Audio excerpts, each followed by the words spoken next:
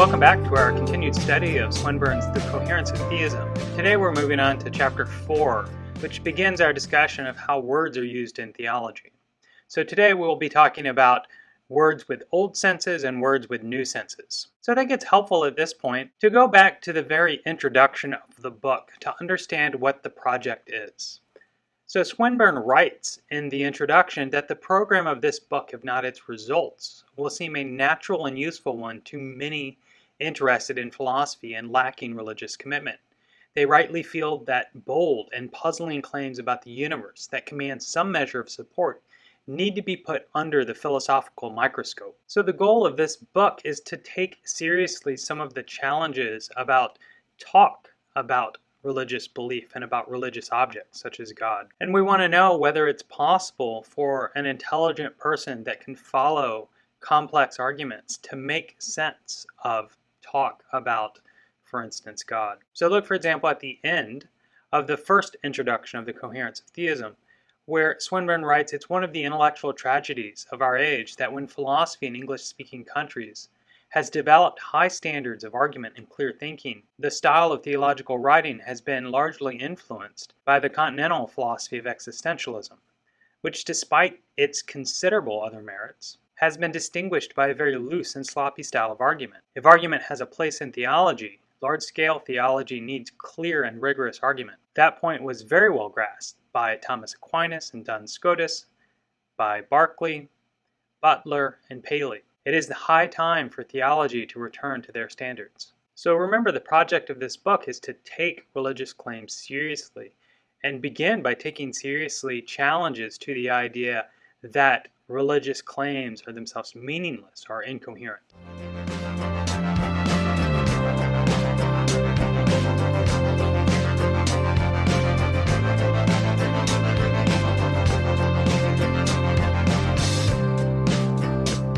So let's begin with the idea that we can use ordinary words and their meanings to describe theological objects or theological properties. So theology may tell us about strange and marvelous worlds by using ordinary words with typical meaning. For example, one may say, there's an object of religious significance called God who is powerful, wise, and good in a person. And one may say that to talk about God's power, to talk about God's wisdom, and to talk about God's goodness is to use the terms power, wisdom, and goodness in their ordinary senses. So God is powerful in the same sense that we say that individuals that we are acquainted with are powerful. But the idea is that God's power is of a much greater extent than the power we are acquainted with. So God's power here is one end of a maximum to a scale of power which we're acquainted with. Similarly with God's wisdom, we're acquainted with wise people. And so when we say a person is wise, we know exactly what we mean. Similarly, when we say that God is wise, we mean that God's wise in the same extent that a person is wise, except that God's wisdom is much, much greater than an individual's wisdom. And similarly for goodness. So it's a common point that language can be used to think about new properties, new ways of combining old properties, so that we can describe a horse, and we now know that narwhals have horns, and it's easy for us to take these properties and combine them together so that we get a unicorn. Moreover, some sciences use ordinary terms to pick out objects for which we're not acquainted with through perception. So atomic chemistry, for example, uses particle, group, and consist of in their ordinary senses. We can perceive ordinary particles, we can conceive ordinary groups of individuals, and we know what it is for one thing to consist of something else. For example, an object made out of Legos consists of individual Lego blocks. But atomic chemistry uses those terms in their ordinary senses to apply to new objects that we can't see directly with our senses. Now, an important point to make in this context is that we can use words in the same sense to apply to objects, but that doesn't mean that the properties that they possess are in some sense or another the very same properties. So what it is for a piano to weigh 300 pounds is very different from what it is for an NFL lineman to weigh 300 pounds. The weight of a piano is made out of wood and metal and strings, etc. But the weight of an NFL lineman is made out of flesh and blood. It's made out of muscle and bone. So when we say they both weigh 300 pounds, We're picking out a property that both of them express, but the way they have that property is very different. It's constituted by different things. This is going to be an important point when we turn to examine what it is to say that God is good, because God's goodness may be the same thing as a human's goodness, just on a greater scale. But in another sense, it's a very different kind of thing in God than it is in persons.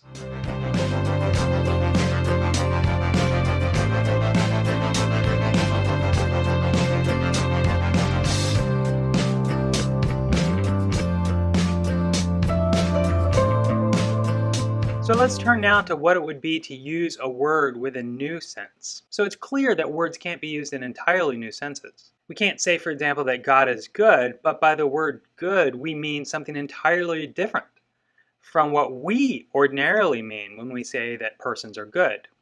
In this case, if we just say we mean something entirely different by the word good than what we typically mean, then we can't associate a thought with the sentence that God is good. So in order to use a word in a new sense, it has to be used in some way that connects with the older sense. So this is what is called the analogical use of a word. Words with new senses may be used analogically. And then Swinburne gives the following definition of analogical use. A word is used analogically in one sense with respect to some other sense, that it has some, but not all of the same many entailments, and or some, but not all of the same paradigm examples of its correct application as in the other sense. So remember back in chapter 1, Swinburne introduces some terminology there. So what a many entailment is that a sentence many entails another sentence, if and only if someone who asserts that the first sentence, P, thereby explicitly commits himself to Q. So the idea I think Swinburne is after here is that many entailment is more restricted than just the notion of an entailment, because just the notion of an entailment, one sentence is going to have an infinite number of entailments. But the many entailments are those that are true in virtue of the obvious meaning of the sentence. So for an example of using a word in a new sense, so consider, for example, a deep lake, and suppose that we think of deep being used primarily in the sense of having great depth, being, taking a long time to get to the bottom. And so we can say that a mind is deep, a cave is deep, there's a deep lake, and so on.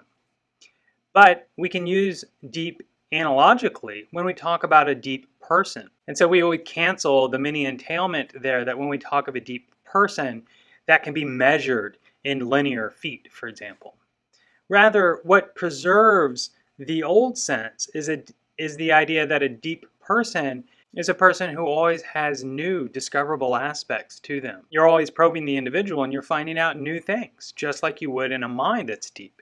As you go down the mind, you begin to see certain features that you haven't saw before, and a truly deep mind has secrets to be revealed, just as a deep person would have facets to them that are not revealed on first inspection. Swinburne does note later in the chapter the difference between an analogical use and metaphorical use, and I'll let you read that. Swinburne thinks that all theological doctrines can be understood in terms of using a word with an old sense or using a word with a new sense where that's understood analogically. So let's continue to think about analogical use here. So some theological words, Swinburne says, are used analogically. Now what it is for a word to be used analogically is for it to revise the syntactic and the semantic rules associated with it. So you're going to trim some of those rules that they typically apply to when the word is used in the old sense. So recall that a syntactic rule states some of the many entailments of the word. So for example, mango lassi many entails a beverage. It also many entails a sweet beverage, and it many entails that it contains cardamom. A semantic rule points out or describes paradigm examples for applying the word.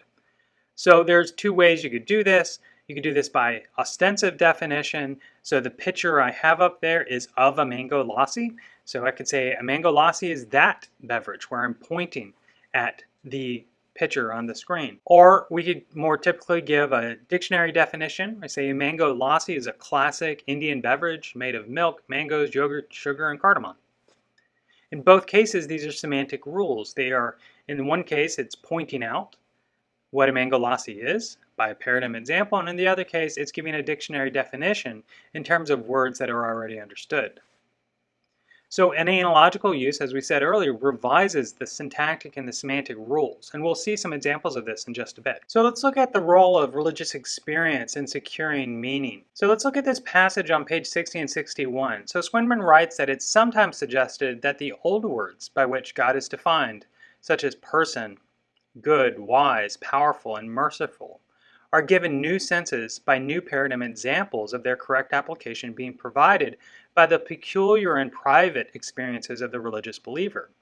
If you want to know what God being merciful means, an evangelical Christian might say, get down on your knees and ask God to forgive your sins and you will feel it.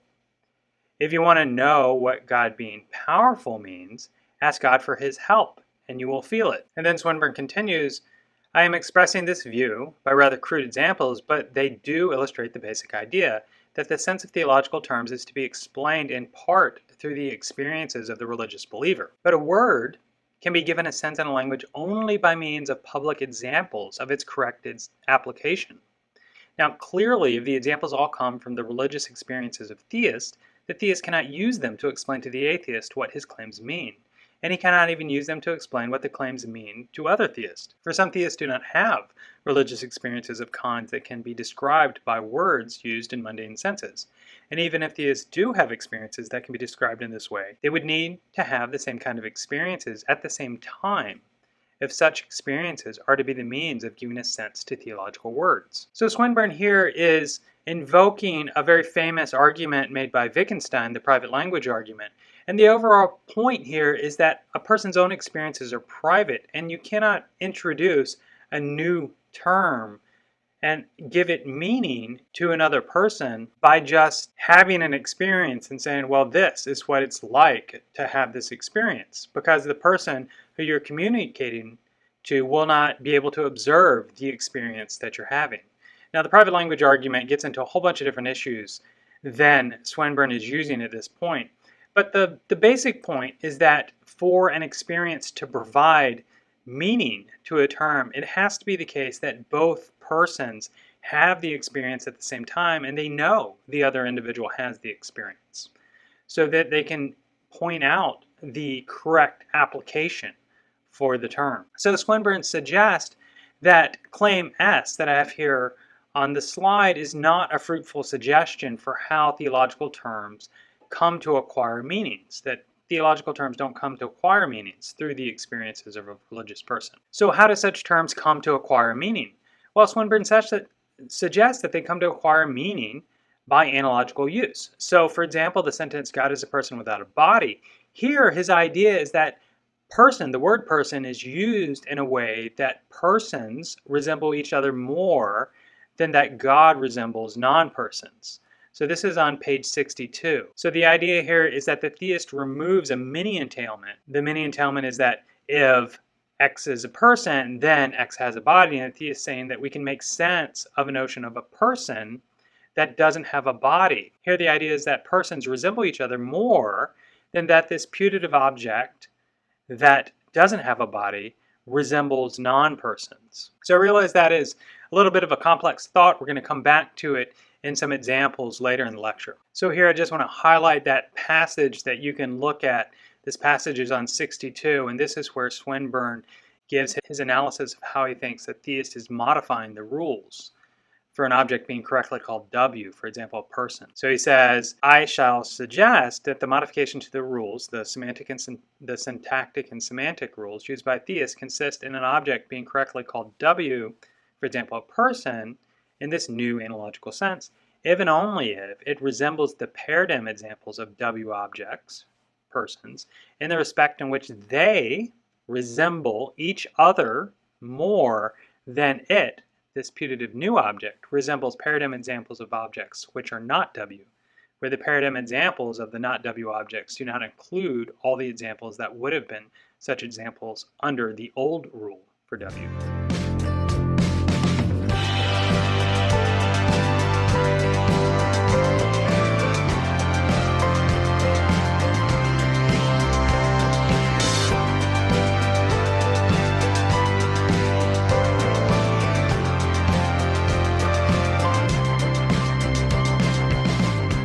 So So let's look at some non-theological examples that Swinburne provides to make sense of the notion of analogical use. And I think here Swinburne has two interesting cases. He has one involving a community of possible humans, so we're considering a possible world, not the actual world, where humans only have four senses and they lack the sense of sight. So in this case, we're imagining that there's a person in this community. Swinburne calls this person a genius, but you can just imagine there's a person in the community that suggests that there may be another property of objects. It's a surface property of objects that's not detectable by the sense of feel, but it's detectable by another sense. It is a way of detecting a surface property of objects where you don't have to come in contact with them. This person then suggests that the words loud and sharp may be used analogically to describe some of these properties, so that surface properties of objects may be described in an analogical way as loud and also sharp, where this is a degreed property, so that some of these objects are louder than others or sharper than others. And then the surface properties of objects also can be described as quiet and blunt, used analogically, where these describe another property of the surfaces of objects that are incompatible with them being loud and them being sharp. In the same fashion, objects can be more or less quieter or more or less blunt. So again, it's a degreed property of objects. So then on page 68, Swinburne describes two amendments to the syntactic and semantic rules that this person makes to understand how objects can have these properties loud and sharp, which are understood in this new way. So Swinburne writes on page 68, he says, in suggesting analogical uses of these words, this genius and this possible community suggest amending the syntactic and semantic rules governing their use in two ways.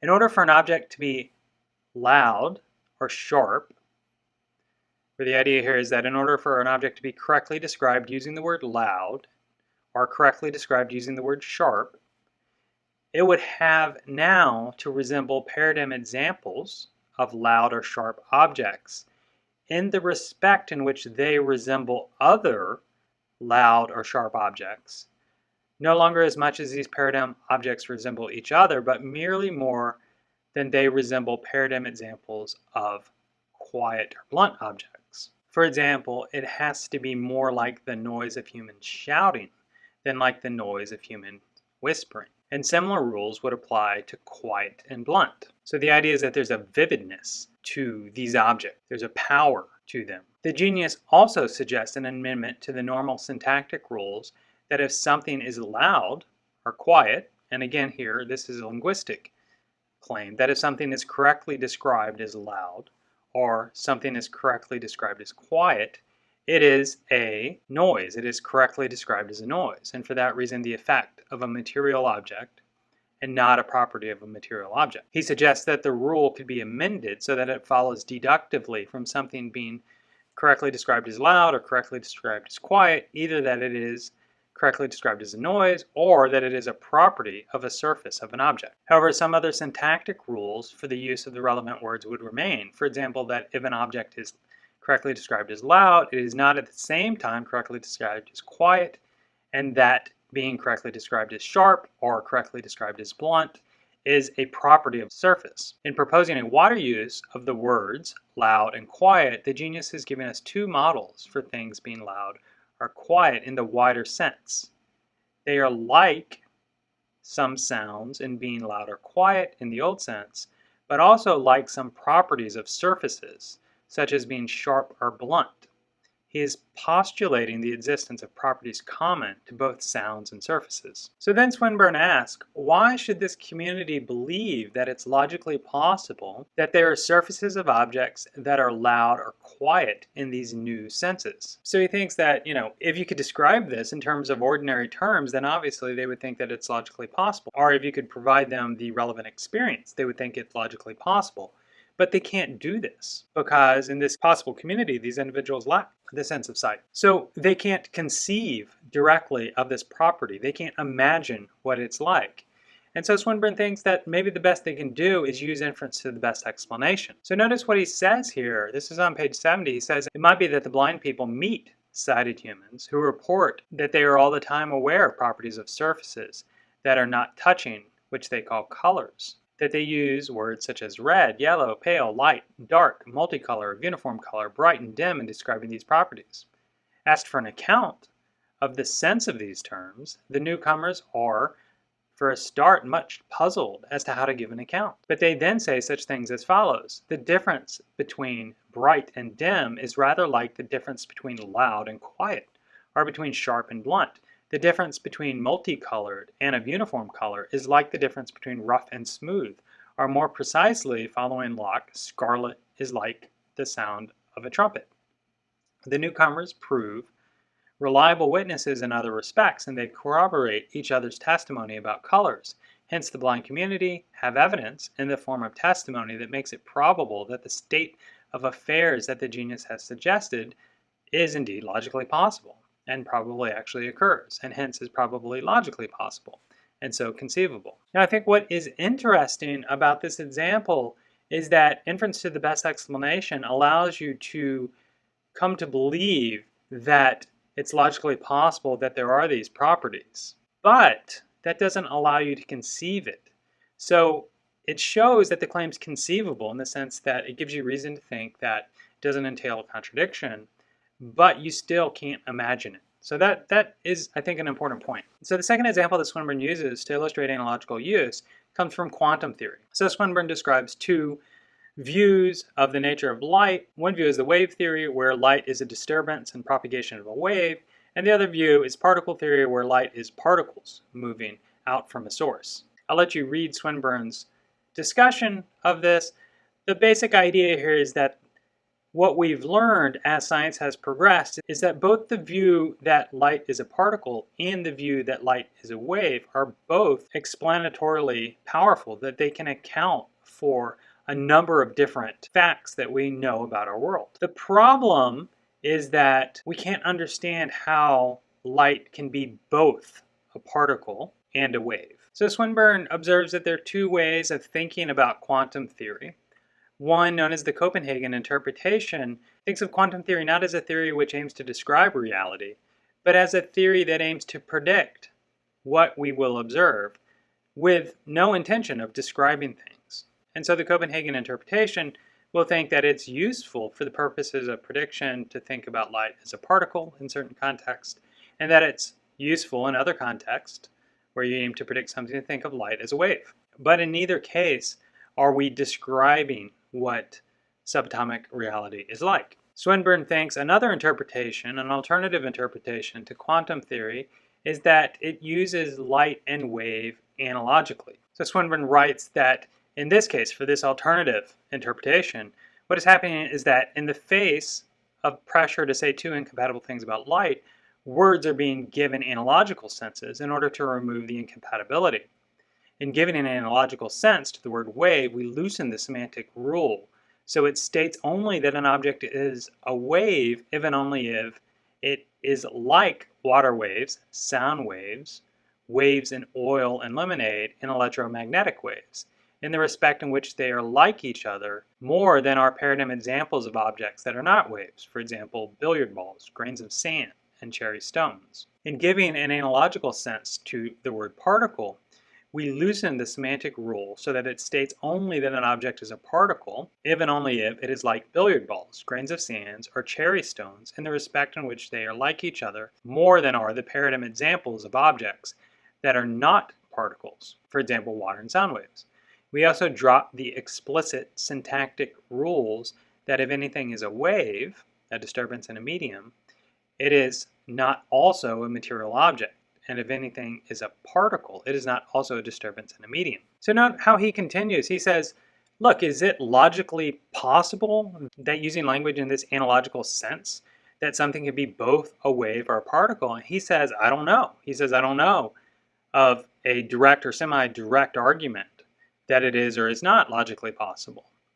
But a vast range of data make it very probable indeed that quantum theory would be true if it were logically possible, And that in turn surely makes it probable that it is true and so logically possible. So remember when we talked about this IBE argument for logical possibility, I had expressed some reservation about this, but I think this is a good case that Swinburne makes, how explanatory power could suggest that a claim may be logically possible. But note what Swinburne says. He says, both in the imaginary example of the community of blind people and in the example of quantum theory, while inductive arguments may show that some claim is conceivable, they do not enable investigators, the blind community or present-day scientists, to conceive it. That is, to understand what it would be like for it to be true, or make sense of how it could be true. So Swinburne goes on to describe the notion of a model and how we can use certain examples to provide models of things. So billiard balls, for example, provide a model for atoms, but waves also provide a model for atoms. And the strategy that he's involved here is he wants to take the way in which these non-theological examples use words in analogical senses to provide models of reality. Similarly, he thinks that in the case of theology, we can use words in analogical senses to provide models for reality. So Swinburne writes on page 75, towards the middle of the page, he says, but when a theist says that God is a person who is in some way the cause of his own existence over all time, I shall argue that if what they say is to be logically possible, that words must be being used in an analogical sense. For if they are not, the claims are straightforwardly logically impossible. Then he says, having explicated the analogical senses in which I believe the words are being used in certain theological sentences, I shall prove unable to give a direct or semi-direct a priori argument to show either that those sentences are logically possible or that they're logically impossible. There remains, however, the possibility of an inductive argument of the second kind discussed above to show that they are probably logically possible. An argument from the fact that observable evidence makes it significantly more probable than not that the version of theism that includes such sentences would be true if it were logically possible. And then that is going to be the project of the second book of the trilogy, The Existence of God. So I hope that gives you a sense of the overall scope of Swinburne's project here. And it also gives you a sense of how thinking about certain theological claims can be as difficult as thinking about claims in contemporary science. There are a number of issues that are raised here, from the debates over the nature of scientific theories, from realism and anti-realism, to the ways language is used to describe reality or to model reality, to how we can make sense of reality by using words. And then there's some old debates here, old theological debates about whether words are used in a univocal sense. This would be what Swinburne is calling the old meaning. If words are used in an analogical sense, or if words are used in completely new senses, in the equivocal sense. So if you go back and you look at the transition slides, words with old senses, I had a picture of Martin Luther. Luther is there because he took the Latin Vulgate and translated it into common words of the German language at that time. And then in words used in new senses, I have a picture there of Maimonides, a Jewish philosopher in the Middle Ages, who advocates for an equivocal sense of describing God. These are still significant debates, and if you're interested in the use of religious language as we'll go on, you'll see some of these debates. So these are good things to continue to think about. Look in the description and I'll provide some links to some resources to continue your investigation of these topics.